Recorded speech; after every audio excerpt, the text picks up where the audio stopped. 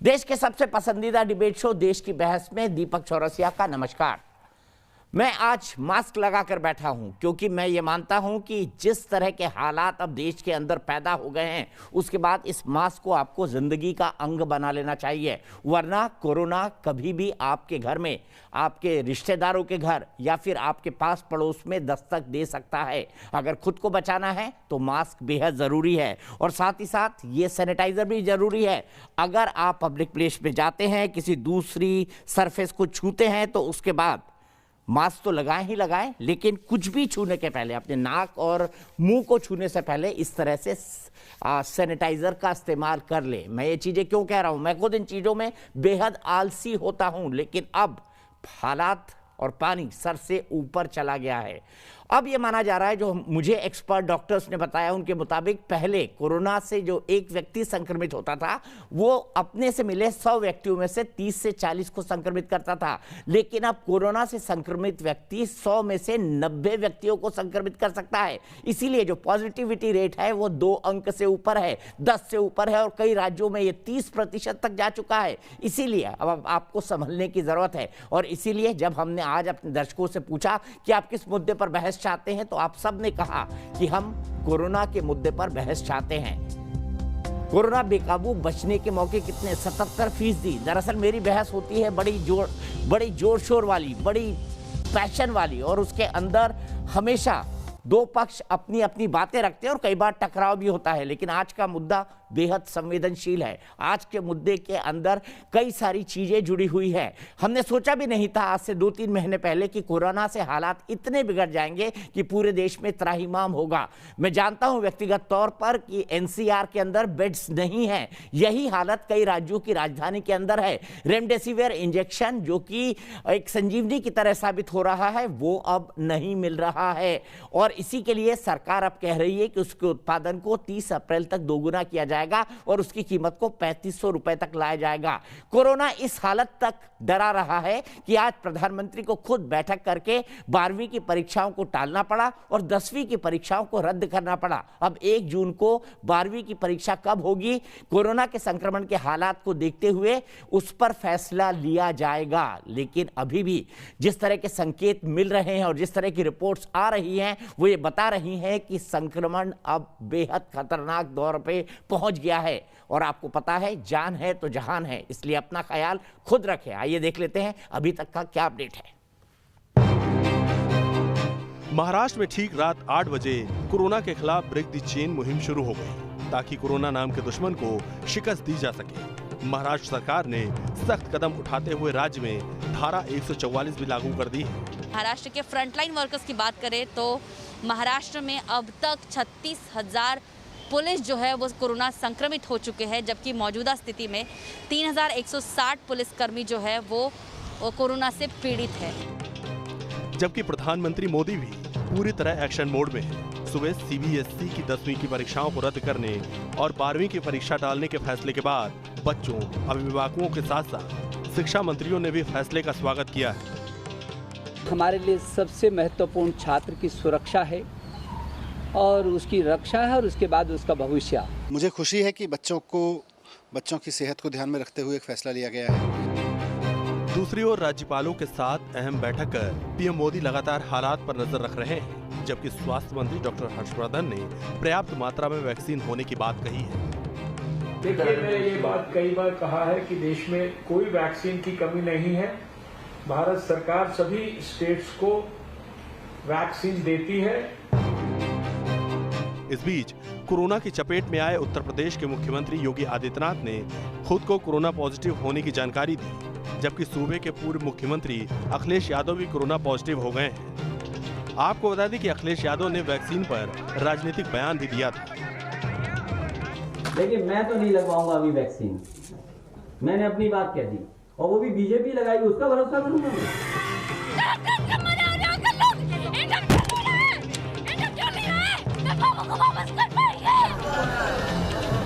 लेकिन जो कोरोना से डरा नहीं और लापरवाही की, उसे कोरोना ने अपना शिकार बना ही लिया।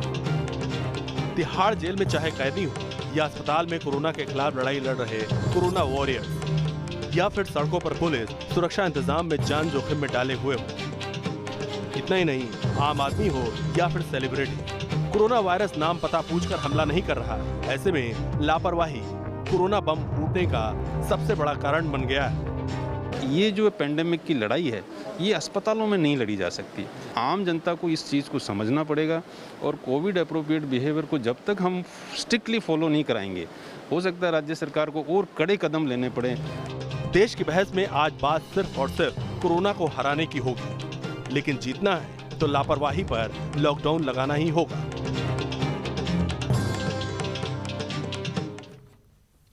और देश की बहस में हमारा आज का सवाल इसी से जुड़ा हुआ है, क्या समाज की लापरवाही की वजह से हालात बेकाबू हो रहे हैं? आप शो के दौरान हाँ या ना में इस मुद्दे पर अपनी राय दे सकते हैं। आप हमारी वेबसाइट पर जा सकते हैं, आप हमारे मोबाइल ऐप का इस्तेमाल कर सकते हैं, आप हमारे ट्विटर हैंडल पर जा सकते हैं, आप हमारे फेसबुक पेज पर भी जाकर वोट दे सकते हैं। अगर शो के बारे में आपकी कोई राय है, सुझाव है, आप शो के अंदर शामिल होना चाहते हैं तो 9711002266 पर आकर हमें व्हाट्सएप करें। सीधे अपने बड़े पैनल को इंट्रोड्यूस करता हूं। अपने बड़े पैनल में मेरे साथ पॉलिटिकल फील्ड से भी लोग हैं, मेरे साथ डॉक्टर्स भी हैं, लेकिन उससे पहले मास्क उतारता हूं क्योंकि मैं एक सैनिटाइज स्टूडियो में इस वक्त बैठा हुआ हूं। मेरे साथ डॉक्टर एम वली हैं, जाने माने फिजिशियन है देश के। मेरे साथ आलोक शर्मा जी हैं, कांग्रेस के राष्ट्रीय प्रवक्ता हैं। मेरे साथ गोपाल कृष्ण अग्रवाल जी हैं, भारतीय जनता पार्टी के राष्ट्रीय प्रवक्ता हैं। मेरे साथ संजीव झा जी हैं, वो भी आम आदमी पार्टी के राष्ट्रीय प्रवक्ता हैं। मेरे साथ प्रोफेसर अभिषेक मिश्रा जुड़ चुके हैं, माफ कीजिएगा, फॉर्मर कैबिनेट मिनिस्टर हैं, अखिलेश यादव सरकार में रहे हैं। और साथ ही साथ मेरे साथ डॉक्टर नरेंद्र कुमार जुड़ेंगे, सीनियर फिजिशियन है, मैनचेस्टर यूनिवर्सिटी हॉस्पिटल से हमारे साथ जुड़ेंगे लंदन से, क्योंकि यूके का स्ट्रेन सबसे खतरनाक है और वही स्ट्रेन 18 राज्यों के अंदर फैला हुआ है। तो समझने की कोशिश करेंगे 97 दिन के लॉकडाउन के बाद क्या ब्रिटेन के अंदर हालात सुधरे हैं। लेकिन इस बीच पश्चिम बंगाल चुनाव से जुड़ी एक बड़ी खबर आ रही है और बड़ी खबर यह है कि कोरोना संक्रमण पर चुनाव आयोग सख्त हो गया है। इसके मद्देनजर चुनाव आयोग ने 16 अप्रैल को कोलकाता में सर्वदलीय बैठक बुलाई है। इस बैठक में कोरोना के बढ़ते संक्रमण पर चर्चा होगी। सबसे पहले गोपाल कृष्ण अग्रवाल जी, मैं आपके पास आना चाहूंगा और मेरा बड़ा सीधा सवाल है, जिस तरह से पॉलिटिकल पार्टीज रैली कर रहे हैं पश्चिम बंगाल से, उससे तो कोरोना फैलने का खतरा 10 गुना ज्यादा बढ़ जाता है, क्योंकि वहां ना तो कोई मास्क दिखाई देता है, ना ही कोई सोशल डिस्टेंसिंग दिखाई देती है, बल्कि भीड़ और भीड़ दिखाई देती है। आपका क्या विचार है, क्या ऐसे माहौल में चुनाव होने चाहिए? नहीं, देखिए, चुनाव तो डिसीजन इलेक्शन कमीशन का होता है। चुनाव तो प्रक्रिया जीवन की चलती रहेगी, चल चुकी है और यह पहले से अनाउंस हो चुके हैं। लेकिन कोविड अप्रोप्रिएट बिहेवियर जरूर इलेक्शन कमीशन को तय करना चाहिए, मैं ये मानता हूँ। रैलियों के ऊपर जो भी उन्हें गाइडलाइन देनी है, जिस भी तरह है, क्योंकि चुनाव और आवश्यक चीजें तो मुझे लगता है कोरोना के साथ लोगों को जीवन में हर शैली को अपना के जीवन रहना पड़ेगा, लेकिन कोविड अप्रोप्रिएट बिहेवियर सभी में करना पड़ेगा, चाहे स्कूलों के लिए है, चाहे मार्केट के लिए है, चाहे इलेक्शन के लिए है, चाहे धार्मिक आयोजनों के लिए है, जो मनोरंजन के जो होटल्स हैं, रेस्टोरेंट है, इंडस्ट्रीज है, सबके लिए अलग अलग तरीके से, क्योंकि लाइफ जो है वो रुक नहीं सकती, क्योंकि कोरोना एकदम ऐसा नहीं है लग रहा कि ये 15 दिन की बात है, 2 महीने की बात है, 1 साल से हम देखते जा रहे हैं, ऊपर नीचे वेरिएंट हो रहा है। लेकिन लोगों को इसकी जागरूकता मुझे लगता है बहुत जरूरी है और सबको यह बात बिल्कुल स्पष्ट रूप से मान लेना चाहिए कि ना कोई सरकार किसी को बचा सकती है, ना प्रदेश सरकार, ना कोई इंस्टीट्यूशन, ना हॉस्पिटल, ना डॉक्टर। व्यक्ति को अपनी सहयोग, समर्थन और सहायता खुद करके अपने आप को बचाना पड़ेगा, तभी इस महामारी से बच सकते हैं।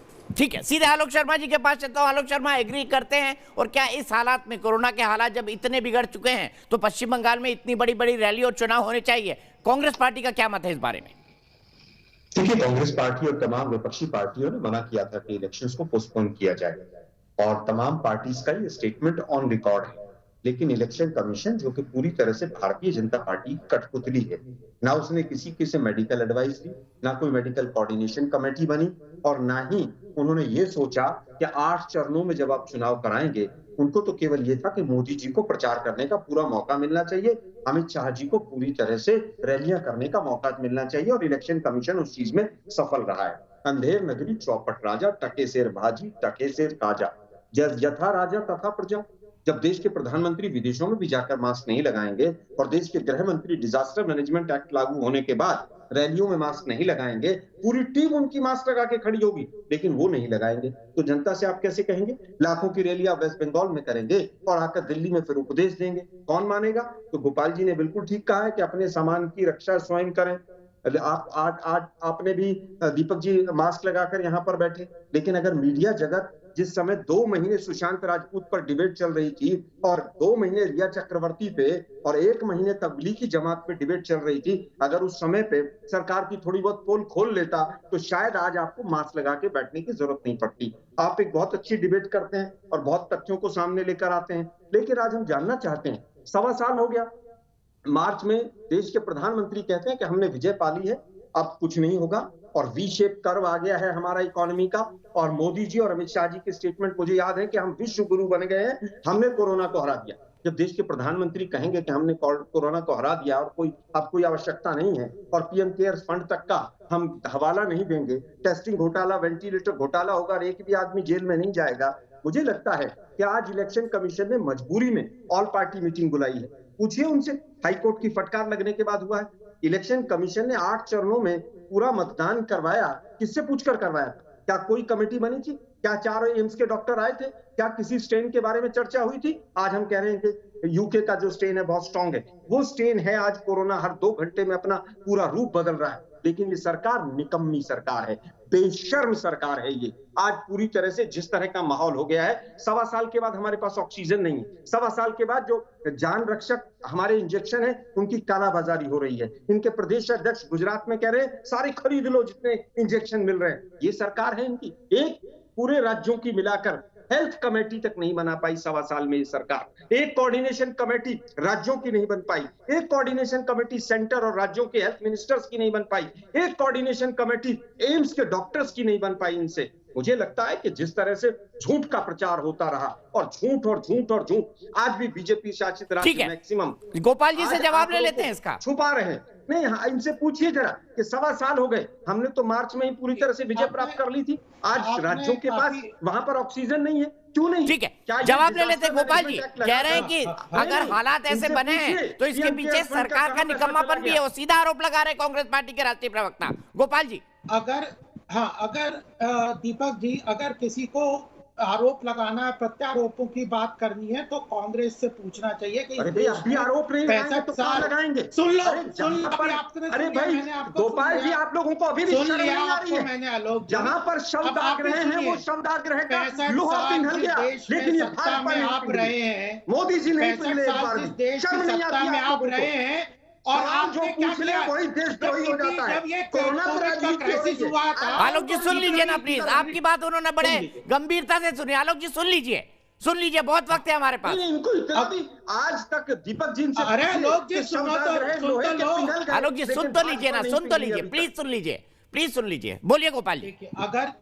देखिए, अगर किसी को आरोपों प्रत्यारोपों की राजनीति खेलनी है तो कांग्रेस को सबसे पहले जवाब देना चाहिए था कि जब 25 मार्च को 2020 में यह कोविड क्राइसिस इतना तेजी से बढ़ा, उस वक्त जो पीपीई किट की स्थिति थी, हेल्थ इंफ्रास्ट्रक्चर की स्थिति थी, जो वेंटिलेटर की स्थिति थी, क्या थी, रेमडेसिविर की प्रोडक्शन क्या थी, वैक्सीनेशन की क्या प्रोडक्शन थी, उसमें 65 साल कांग्रेस की सत्ता थी। आज ये 65 साल प्रचार कर रहे थे कि कोविड का वैक्सीनेशन हम नहीं लगाएंगे, ये बीजेपी का वैक्सीनेशन।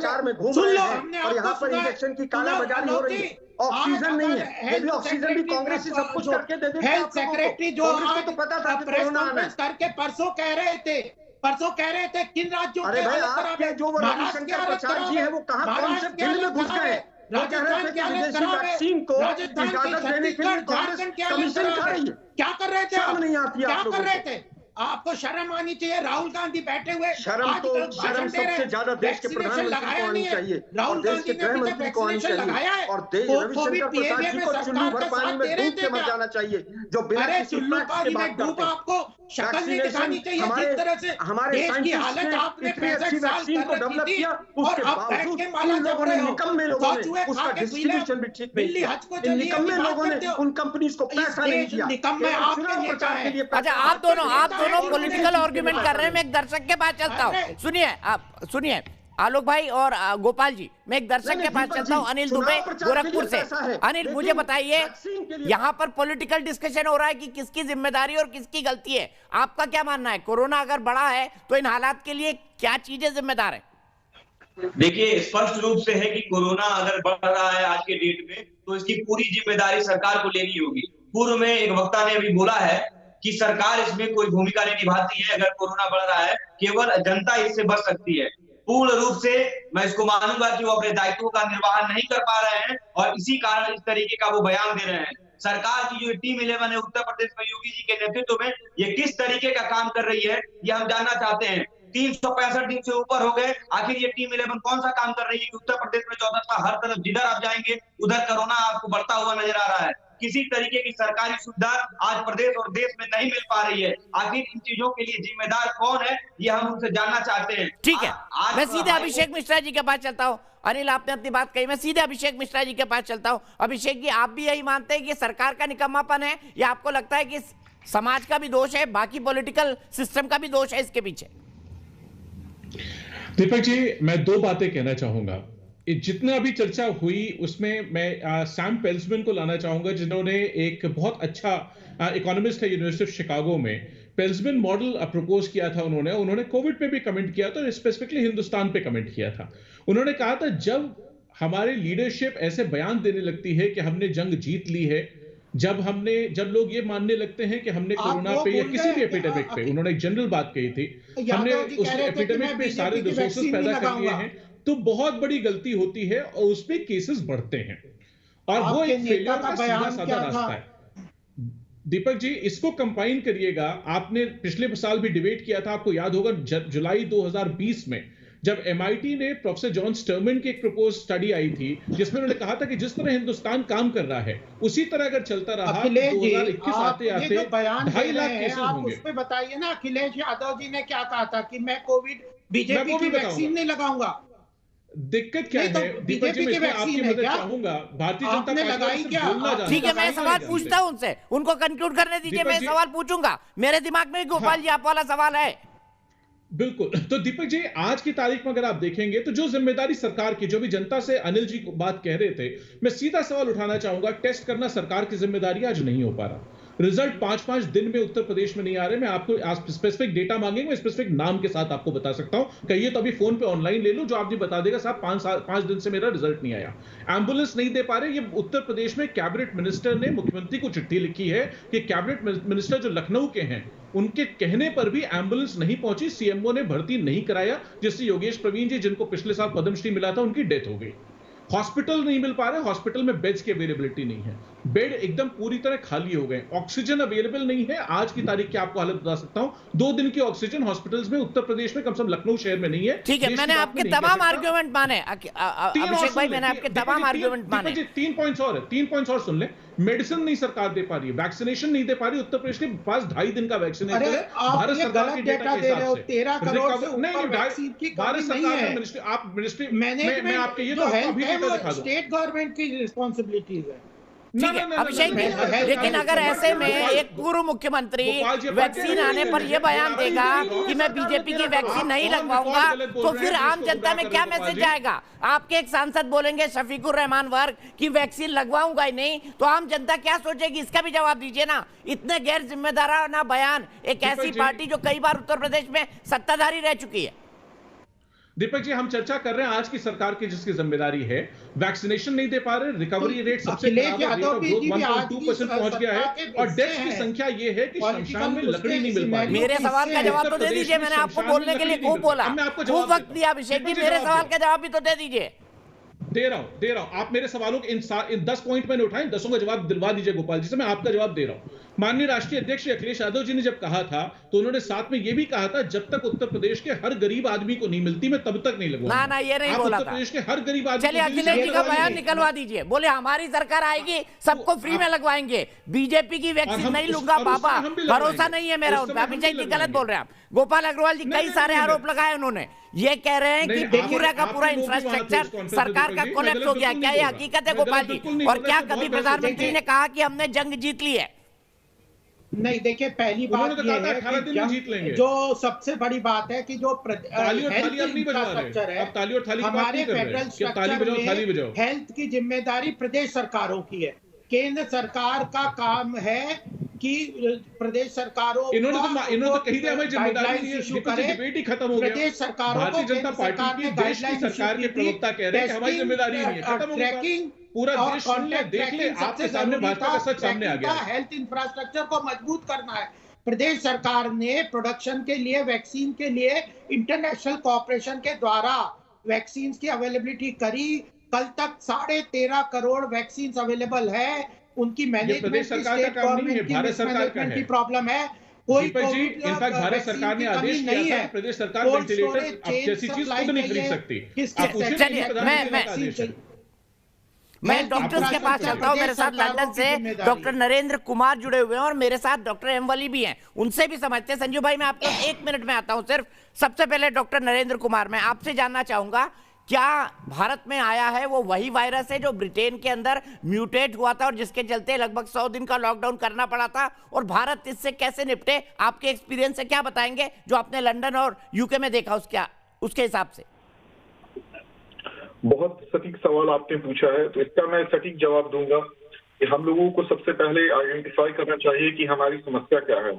अभी तक हमारा जो अप्रोच रहा है कि हम लोग क्वांटिटी में बिलीव कर रहे हैं, क्वालिटी में नहीं।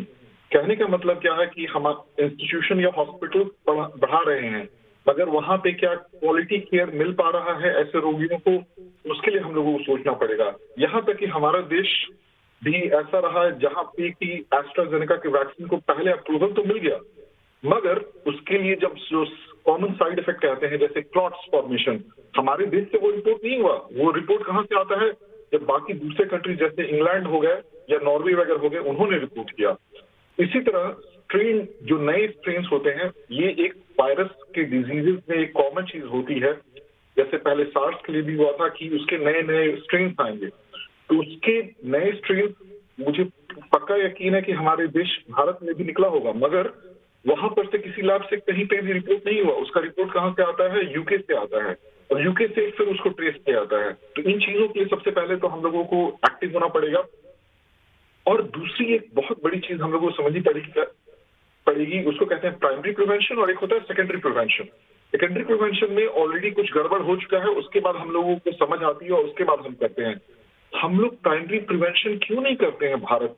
यहाँ तक कि जैसे कि कोरोना का हम लोगों ने हर चीज में देखा है, चाहे जो पहला वेव था, इसके लिए मैं न्यूज नेशन पे, मुझे याद है मार्च पिछले साल में मैं आया था 2020 में, उस वक्त हम लोगों ने सीखा, मगर चीजें हम क्यों भूल जाते हैं कि इसका सेकंड वेव भी होता है। इंग्लैंड हो गया, न्यूजीलैंड हो गया, कोरिया ले लीजिए आप, इन जैसे लोगों कंट्रीज ने इनसे पहले वेव से सीखा, दूसरे वेव में बहुत अच्छा कंट्रोल किया।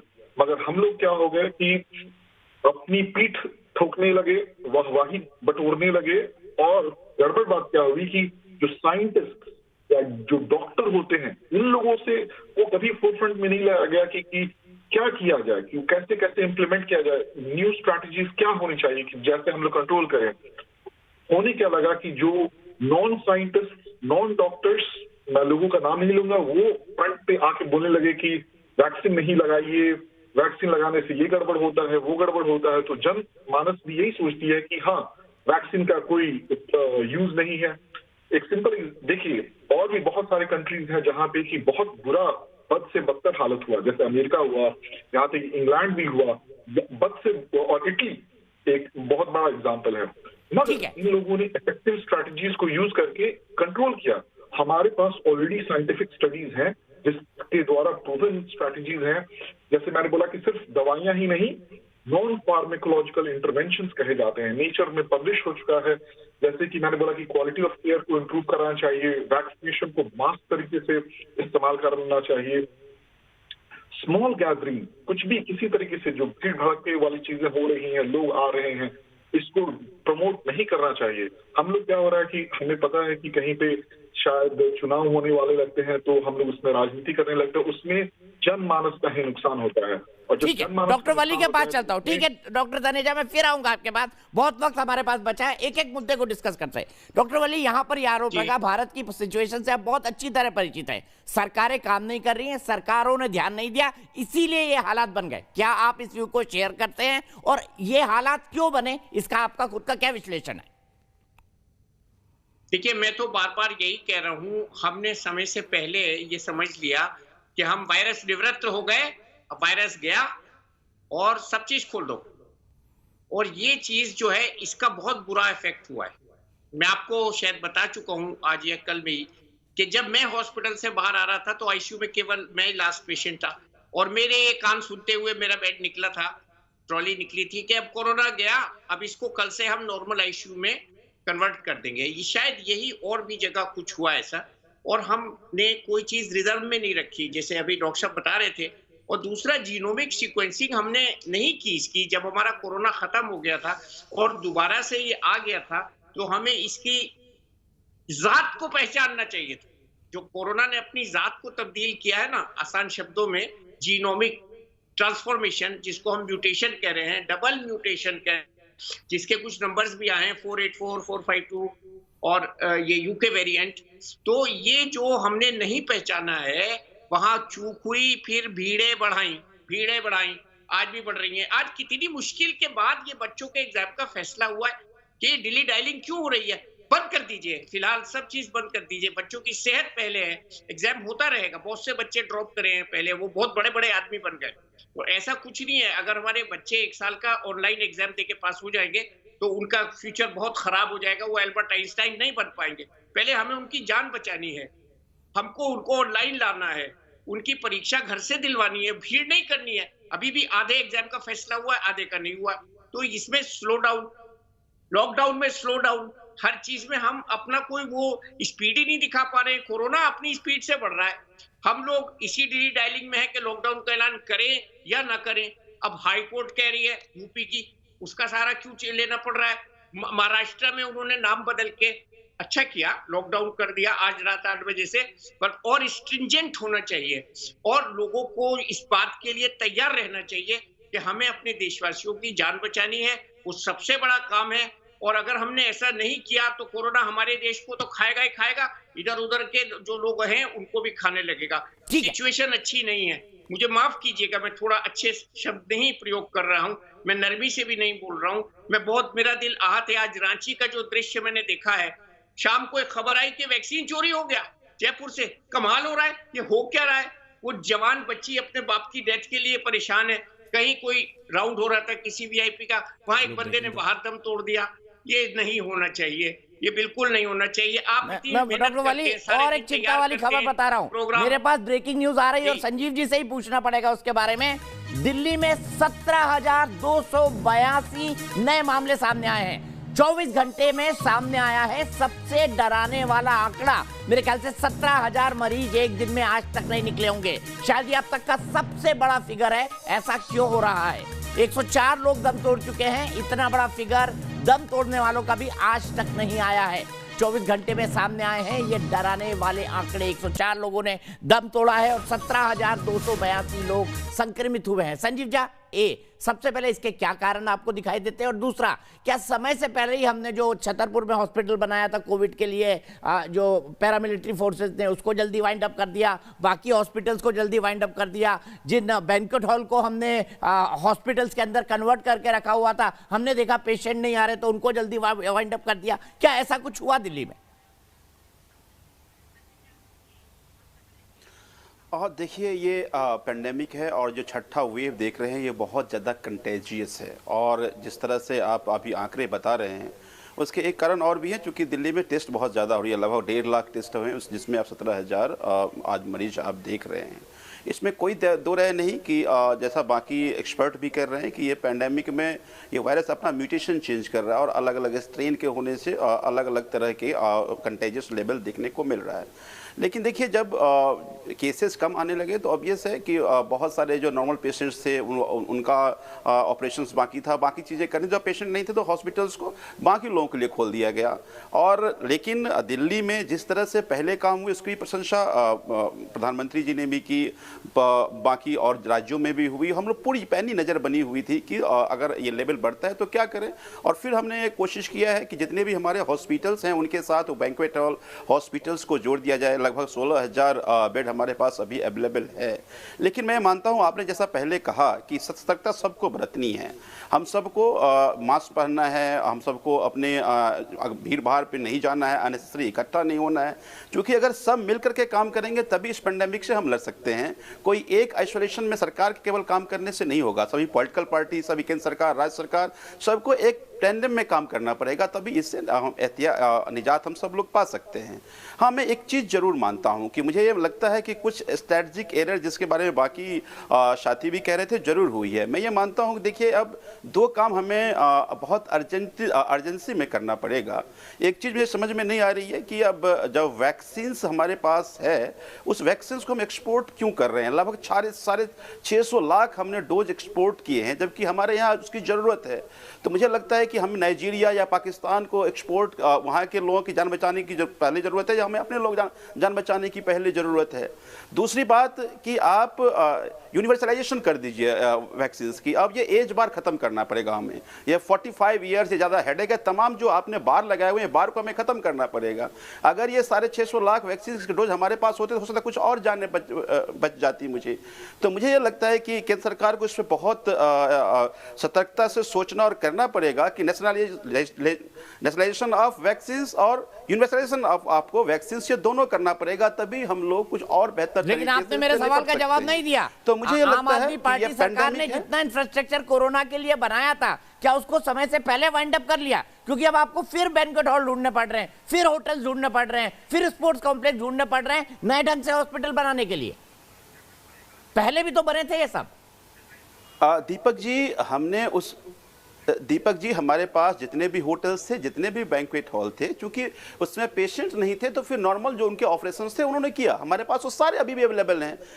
चूंकि अवेलेबल हमारे पास थे तभी जो ही हम पेशेंट बढ़ा हमने ले लिया ना। अभी हमने आपको सीएम साहब ने पूरे डिटेल बताया कि 2500 हमने बेड बढ़ाए हैं। जितने भी बैंक्वेट्स हॉल हैं, जितने भी होटल्स थे, वो हम लगातार जैसे जैसे पेशेंट्स आते जा रहे हैं हम उनकी संख्या को बढ़ाते जा रहे हैं। तो ऐसा नहीं है कि हमने खत्म कर दिया और हमारे पास अवेलेबल रिसोर्सेज नहीं है। चूंकि उससे पेशेंट नहीं थे तो बाकी उनके ऑपरेशन के लिए उनको दे दिया गया था। जो ही हमारी अर्जेंसी आई हमने फिर इमीडिएटली, चूंकि सारे डेटा और सारे ऑलरेडी तैयार हैं, हमने उसको जोड़ दिया और हम इसको डे बाय डे उसको बढ़ाते जा रहे हैं।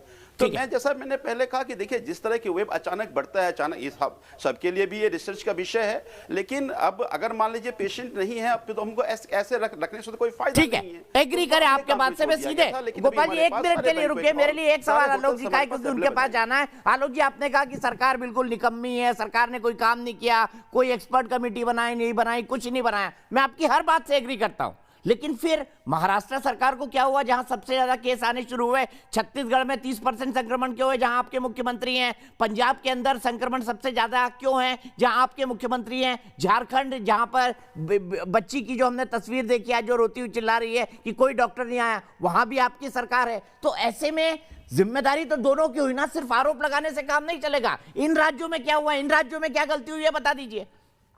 दीपक जी बिल्कुल, इसमें कहीं कोई दो राय नहीं। अगर 65 साल को लोगों को कोसना शुरू करेंगे तो मुझे स्वाभाविक है कि केंद्र सरकार को कटघरे में खड़ा करना पड़ेगा। लेकिन महाराष्ट्र ने 6.5 करोड़ वैक्सीन दान में नहीं दी पाकिस्तान को और दूसरे देशों को। अगर महाराष्ट्र ने दी होती तो जरूर सवाल खड़ा किया जाता। कोवैक्सीन और कोशील्ड में जो घोटाला हो रहा है वो महाराष्ट्र की सरकार ने नहीं किया है।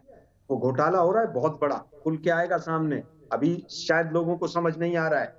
257 रुपए में बेल्जियम को वैक्सीन महाराष्ट्र गवर्नमेंट ने एक्सपोर्ट नहीं की है, केंद्र सरकार ने एक्सपोर्ट की है। सोचिए अगर कांग्रेस की सरकार होती और हमने पाकिस्तान को फ्री में वैक्सीन दे दी होती तो आपके स्टूडियो को तोड़ के बीजेपी के प्रवक्ता बाहर निकल जाते। टेस्टिंग बंद हमने नहीं किया, महाराष्ट्र ने नहीं किया। टेस्टिंग बंद मैक्सिमम जगह पर जहां पर बीजेपी की सरकार है वहां पर हुआ है। हम फिर भी इसको बीजेपी कांग्रेस नहीं करना चाहते। अगर सूरत में कुछ हुआ है वो भी सूरत और अहमदाबाद भी हमारे देश से बाहर नहीं है। इसमें पूरी की पूरी गलती, जीरो प्लानिंग जो है वो केंद्र सरकार की है। एक इंटरनेशनल लेवल पे एक डॉक्टर्स की कमेटी बननी चाहिए थी। 4 डॉक्टर्स पूरी तरह से इसी काम पे रहते अमेरिका में, 4 रहते न्यूजीलैंड में, 4 रहते यूके में, और हमारी एम्बेसी के थ्रू एम्स से जुड़ते वो। लेकिन मोदी जी को तो बांग्लादेश में जाकर वोट मांगने थे ना, वोट मांगो वहां पर जाकर। 13.5 सर ऐसा मत बोलिए, कोविड की कई एक्सपर्ट कमेटी हमारे यहाँ भी बनी है, ऐसा मत बोलिए। डॉक्टर वीके पॉल उसके अध्यक्ष है, अधूरी बात मत बोलिए ना आलोक भाई। हमारे यहाँ भी एक्सपर्ट कमेटी बनी है, हमारे यहाँ वैक्सीनेशन के लिए बनी है, कोविड केयर के लिए बनी है, क्या उसकी स्ट्रैटेजी होगी उसके लिए बनी है। दीपक जी, एक राज्यों की एक्सपर्ट कमेटी का नाम बताइए और उसकी मीटिंग कब हुई थी? राज्यों की ना बनी हो मैं आपसे एग्री करता हूं, लेकिन डॉक्टर्स और एक्सपर्ट की तो बनी है ना। कोविड की एक्सपर्ट कमेटी है पीएम के नीचे। कौन सी कमेटी बनी थी? एक कमेटी का नाम बताइए नेशनल लेवल पे, इसमें उस राज्य के लोग थे। एक कमेटी का नाम बताइए। मैं बोल रहा हूं ना, एक्सपर्ट की तो कई कमेटियां बनी है। सीधे मैं गोपाल जी के पास चलता हूं। गोपाल जी, क्या है हकीकत नहीं है कि एक्सपर्ट की कई कमेटी बनी है, वैक्सीनेशन के लिए भी बनी है, स्ट्रेटेजी के लिए भी बनी है, और कोविड को कैसे मैनेजमेंट किया जाए उसके लिए भी बनी है। हेल्थ मिनिस्ट्री की प्रेस कॉन्फ्रेंस नहीं हुई। 4 महीने 5 महीने तक होम मिनिस्टर ने आकर मीडिया से बात नहीं की। केवल चुनाव और चुनाव चाहिए इनको, वोट चाहिए, इसके अलावा कुछ नहीं। आलोक जी सुन लीजिए ना प्लीज। बंटाधार कर दिया इन लोगों ने, बेड़ा गर्क कर दिया। न जान बची न जान बची। कोई भाभी जी पापड़ बेच रहा है, कोई वो लाला रामदेव की दवाई बेच रहे हैं, 2 मंत्री। शर्म नहीं आती इन लोगों को। 2 कैबिनेट मिनिस्टर लाला रामदेव की। अच्छा सुन लीजिए ना, जवाब सुन लीजिए आलोक जी। आलोक जी प्लीज जवाब सुन लीजिए। गोपाल जी बोलिए please. 2 cabinet minister. Deepak ji, 2-3 बातें यहाँ पे समझना हमें बहुत जरूरी है। पहली बात यह है कि जो हेल्थ इंफ्रास्ट्रक्चर है, हेल्थ का जो मामला है, वो प्रदेश सरकारों की जिम्मेदारी है। ये बात पूरी तरह से स्पष्ट रखनी चाहिए। अगर महाराष्ट्र में प्रॉब्लम है तो महाराष्ट्र सरकार की जिम्मेदारी है, और मध्य प्रदेश में प्रॉब्लम है तो मध्य प्रदेश सरकार की जिम्मेदारी है। तो यह बात बिल्कुल स्पष्ट रूप से रखना चाहिए। और सबसे बड़ी बात, एक और महत्वपूर्ण बात है कि यह जो कुछ लोग वैक्सीन को इसका अचूक बाण मान रहे हैं, इसके कोरोना की लड़ाई को, वह फिर स्ट्रेटेजिक कमी जो पहले की बात मान रहे हैं कि कुछ कमी हो गई स्ट्रेटेजिकली, वो दूसरी कमी ये हो जाएगी कि अगर हम वैक्सीन को इसका अचूक इलाज मान लें, वैक्सीन नहीं है, सोशल डिस्टेंसिंग है, मास्क पहनना है, और हेल्थ इंफ्रास्ट्रक्चर को मजबूत करके हॉस्पिटल की testing, tracking of vaccine infected people और ट्रीटिंग, और यह प्रदेश सरकारों को करना है। अब केंद्र सरकार की जहां जिम्मेदारी है, उसमें सबसे बड़ी बात है कि WHO वगैरह तक ने भारत में आज वर्ल्ड की 60% वैक्सीन मैन्युफैक्चरिंग कैपेसिटी भारत की है, और वह कैपेसिटी नहीं है, वो इंप्लीमेंट हो रही है। रेमडेसिविर जो है पूरे वर्ल्ड में सबसे ज्यादा प्रोडक्शन भारत में हो रहा है। कोविड जो वेंटिलेटर है, 0 वेंटिलेटर बनते थे, 1 साल में आज लाखों वेंटिलेटर बन रहे हैं, PPE किट बन रहे हैं। और मैंने माना रेमडेसिविर सबसे ज्यादा गोपाल जी हमारे यहाँ बनती है, फिर कमी क्यों है? ब्लैक मार्केटिंग क्यों हो रही है? मेरे पास खुद आज 10 फोन आए कि रेमडेसिविर अरेंज करवा दीजिए किसी को बोल के। मैं हकीकत बता रहा हूँ आपको। तो पैनिक मेरे पास भी आ रहे हैं, मेरे पास भी दिक्कत है। मैं भी सामाजिक क्षेत्र में हूँ, मुझे लोग सोचते हैं, ज्यादा फोन करते हैं, आपसे भी करते हैं। तो प्रॉब्लम यह है कि ये जो स्टॉकिंग होने लगती है जब इस तरह की कमी की अफवाहें फैलती है। लेकिन मैं ये कह रहा हूँ, सरकार ने आज ही निर्णय ले लिया प्रोडक्शन बढ़ाने का, पूरी तरह से वैक्सीन को, रेमडेसिविर को एक्सपोर्ट को रोक दिया। उसके बाद ये जो इंटरनेशनल वैक्सीन को बार बार जो क्वांटिटी थोड़ी बाहर जाती है, इसको यहाँ पे क्रिटिसाइज कर रहे हैं। ये इंटरनेशनल कोऑपरेशन के तहत ये वैक्सीन बनी हुई है, जिसमें इंटरनेशनल कमिटमेंट है भारत का, जिसको पूरा करना आवश्यक है, क्योंकि इनकी कई चीजों की टेस्टिंग इंटरनेशनल लेवल पे हुई है, कई चीजों का डेटा कलेक्शन इंटरनेशनल लेवल पे हुआ। ये जो कमेटी की बात करें, हमारे यहाँ ICMR है, DG director general of health services है, इन सब ने, और ये जो वैक्सीन जो पूरा डेवलपमेंट रिसर्च और सरकार के सहयोग से इतनी 2 वैक्सीन ऑलरेडी मार्केट में है, तीसरी को परमिशन मिल गई है, 2 और पाइपलाइन में, 4 इंटरनेशनल इंपोर्ट को सरकार ने पूरी तरह से मंजूरी दे दी है। तो सरकार, केंद्र सरकार अपनी जिम्मेदारी कर रही है। यहाँ पे कोताही हुई है तो वह प्रदेश सरकारों के द्वारा हुई है। उन्होंने केंद्र सरकार के साथ उस तरह से नहीं बात की और उस तरह से नहीं की। कुछ चीजें जरूर है कि जो आप इलेक्शन को लेके कहेंगे, धार्मिक आयोजनों को लेके कहेंगे, लेकिन उसमें भी प्रदेश सरकारों का और इलेक्शन कमीशन की ज्यादा जिम्मेदारी है। और ठीक है, मैं एक बड़ी खबर दे रहा हूं गोपाल जी, मैं माफ कीजिएगा बीच में आपको रोक रहा हूं। महाराष्ट्र में कोरोना की रफ्तार अभी भी नहीं थम रही है। पिछले 24 घंटे में कोरोना के 58,952 नए केस आए हैं। फिर से सुनिए, 58,952 नए केस आए हैं, जिसमें 278 लोगों की मौत हो गई है। मुंबई की बात करें तो कोरोना के 9,925 नए केस सामने आए हैं। तो नागपुर में 5,993 नए कोरोना केस मिले हैं। आप समझ सकते हैं महाराष्ट्र की हालत इस वक्त कैसी है। सीधे मैं चलता हूं डॉक्टर वली के पास। डॉक्टर वली, महाराष्ट्र में हालात इतने आउट ऑफ प्रोपोर्शनेट के हो गए। अब तो मैं बोलूंगा दिल्ली ने मुंबई को भी पीछे छोड़ दिया, क्योंकि दिल्ली में 17,000 केसेस आ रहे हैं और मुंबई में लगभग 9,900 है। वहां भी हालत खराब है, यहाँ बद से बदतर होती जा रही है। डॉक्टर वली, इसका दिल्ली को लेकर आपको क्या कारण नजर आ रहा है कि 17,000 से ऊपर केसेस हो रहे हैं? दिल्ली में तो साउथ दिल्ली में बहुत मैक्सिमम लोग घूम घाम रहे थे। पिछले 2-3 हफ्तों से ट्रैवल भी खूब हो रहा था। और महाराष्ट्र में जो उन्होंने स्ट्रिंजेंट मेजर लिए हैं, उसका इफेक्ट तो 2 या 3 हफ्ते के बाद आएगा। दीपक जी, आप बहुत फिक्र कर रहे हैं। मैं आपकी इस फिक्र की सराहना करते हुए लोगों से अपील कर रहा हूँ कि जरा सी भी लापरवाही इस समय बहुत भारी हो जाएगी। घर में रहिए, मास्क लगाइए, हाथ धोइए और 2 मीटर से ज्यादा दूरी रखिए। ये सब कारण थे। और महाराष्ट्र में चूंकि पिछली बार ये मेन लैंड में थी, मेन बॉम्बे में, और वहां के लोगों में इन्होंने बहुत जल्दी कंट्रोल कर लिया, सोसाइटीज में कंट्रोल कर लिया, हालांकि धारावी तक पे कंट्रोल कर लिया। तो वही महाराष्ट्र टायर 2 सिटी, जो टियर 2 सिटी है, उसमें नहीं कर पा रहा है। इसी तरह से दिल्ली में जो सबअर्बन एरिया है, जो माइग्रेंट पॉपुलेशन है, उसमें बहुत ज्यादा जो है वो फिगर्स आ रही हैं। और 17,000 जैसे कि आपने बताया, हाईएस्ट सिंस बिगनिंग, ये अभी मेरे बेटा मुझे दिखा रहा है, जो आपके पास खबर आई है, तो ये बहुत बड़ी तादाद है और ये हमारे लिए बहुत बड़ा खतरा है, बहुत बड़ा अलार्म है, बहुत समझने का मौका है।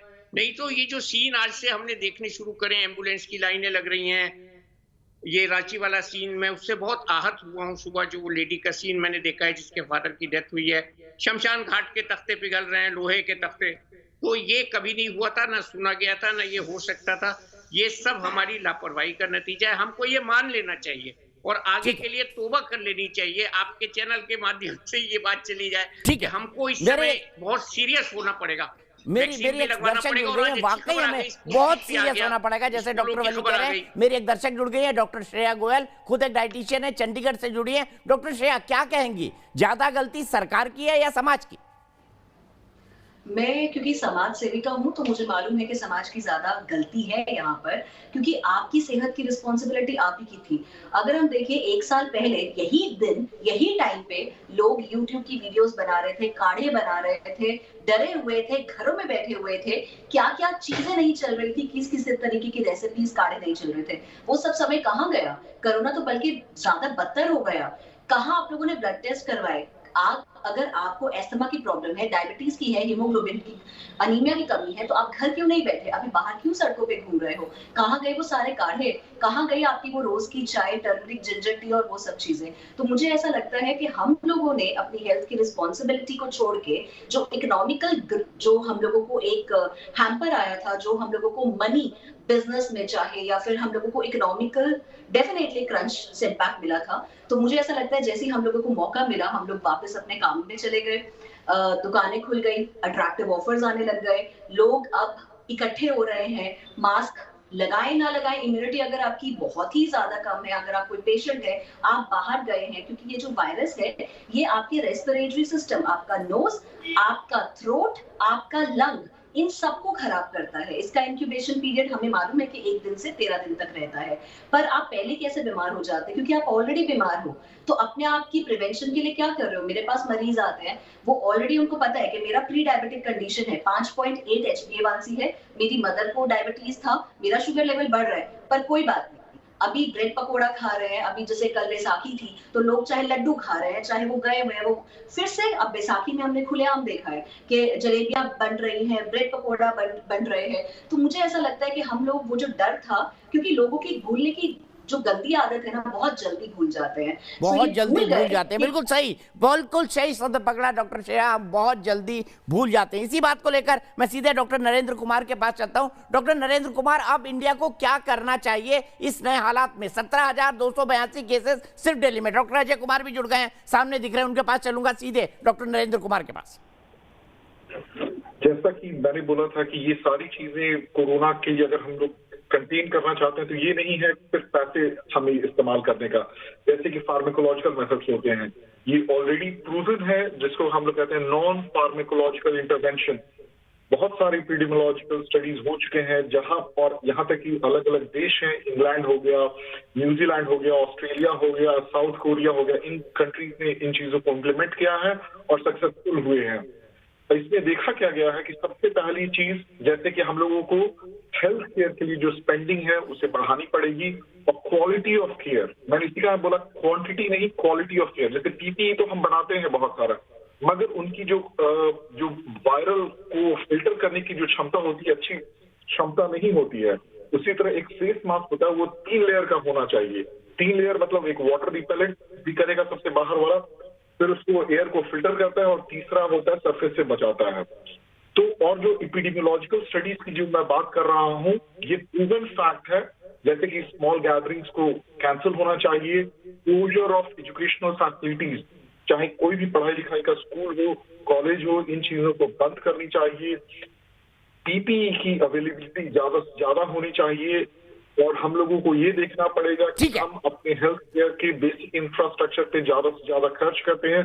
टेस्टिंग को बहुत ज्यादा पैमाने पे बढ़ाना पड़ेगा, और ज्यादा से ज्यादा पॉपुलेशन को इसमें इंक्लूड करना पड़ेगा। ठीक है, सीधे मैं डॉक्टर अजय कुमार के साथ पास चलता हूं। कांग्रेस पार्टी के राष्ट्रीय प्रवक्ता हमारे साथ जुड़े हैं, खुद डॉक्टर हैं, सबसे यंगेस्ट आईपीएस ऑफिसर होने का गौरव उन्हें प्राप्त है। डॉक्टर अजय कुमार जी, आपको क्या लगता है गलती कहां पर हुई है? और आज हमने झारखंड की जो तस्वीरें देखी, वो लड़की जिस तरह से बेटी चिल्ला रही थी अपने फादर के लिए, मेरे ख्याल से डॉक्टर वली से लेके शायद पैनल पे जितने लोग बैठे सबने देखी होगी, सबका दिल दहल गया हो गया। ऐसे हालात क्यों बन रहे हैं?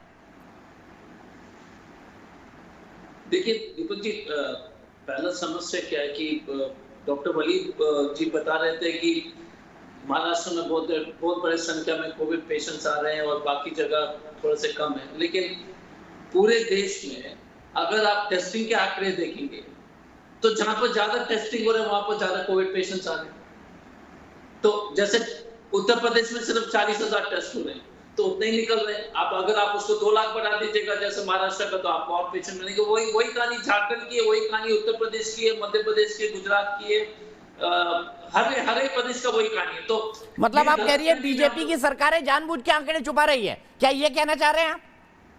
नहीं, आप बताइएगा कि मध्य प्रदेश में शमशान घाट में 60 लोग की जो है मौत हो जाती है, कोविड प्रोटोकॉल के अनुसार उनका क्रियाक्रम होता है, और एक शमशान घाट में, लेकिन आंकड़े जो बताए जाते हैं वो कहते हैं कि पूरे प्रदेश में 35 लोग मर गए। ये तो आपके टीवी चैनल में भी दिखाए, सब लोग दिखा रहे हैं। तो हमारा कहना है कि ये इस तरह की जो है कौन गलती कर रहा है, कौन छिपा रहे, बात इस पर हम नहीं चाहेंगे। हम सिर्फ इतना कहना चाहेंगे, आप टेस्टिंग का रिकॉर्ड निकाल दीजिए। उत्तर प्रदेश की आबादी जो है महाराष्ट्र से बहुत ज्यादा है, लेकिन महाराष्ट्र का अगर रोज 2 लाख टेस्टिंग कर रहे हो, उत्तर प्रदेश सिर्फ 40,000 कर रहे हैं, तो इसका मतलब है कि आप कम जानबूझ के कम कर रहे हो, या आप उसके रिपोर्ट पेश नहीं कर रहे हैं। तो इसलिए पूरे देश में कोरोना फैल गई है। ठीक है, इसका जवाब गोपाल जी से ले लेते हैं। अजय जी, आपने बड़ा पॉइंट उठाया, इसका जवाब गोपाल जी से ले लेते हैं। गोपाल जी, क्या बीजेपी के राज्य जानबूझकर कम टेस्टिंग करके केसेस छुपा रहे हैं, ये बात कहने की कोशिश कर रहे हैं डॉक्टर अजय कुमार? देखिए, केवल कोरोना की टेस्टिंग करके केस छुपाने की अगर बात कर रहे होते तो जो त्राई मौत की तो कोई खबर नहीं छुपा सकता ना, तो यह बात गलत है। इंफ्रास्ट्रक्चर की जो हालत है, जिस तरह का जो दिल्ली में है या महाराष्ट्र में है, उस तरह की स्थिति, मैं तो नोएडा में खुद रहता हूँ, उत्तर प्रदेश में उस तरह की भयावह स्थिति हॉस्पिटल इंफ्रास्ट्रक्चर को लेके नहीं है। और कोई भी, अभी हार्वर्ड की स्टडी ने तक ये कहा था कि योगी आदित्यनाथ जी के नेतृत्व में 26 करोड़ पॉपुलेशन उत्तर प्रदेश की है, और जो इंफ्रास्ट्रक्चर उत्तर प्रदेश का हमने 4 साल पहले इनहेरिट किया था, वो पूरे देश के इंफ्रास्ट्रक्चर से काफी पुअर था। उसके बाद भी जिस तरह का यहाँ पे कोविड मैनेजमेंट हुआ है, माइग्रेशन लेबर का जिस तरह योगी जी ने मैनेजमेंट किया है बहुत फर्क है, आप समझ लीजिए।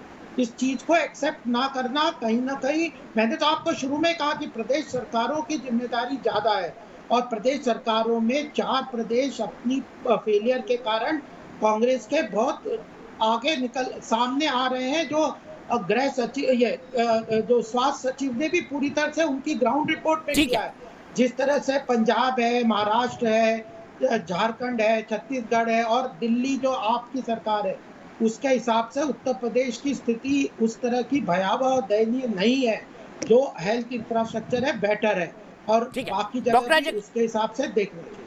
डॉक्टर अजय कुमार जी, मुझे एक ब्रेक लेना है। आपने हाथ उठाया, मैं जरूर आपके पास आऊंगा, लेकिन ब्रेक के बाद।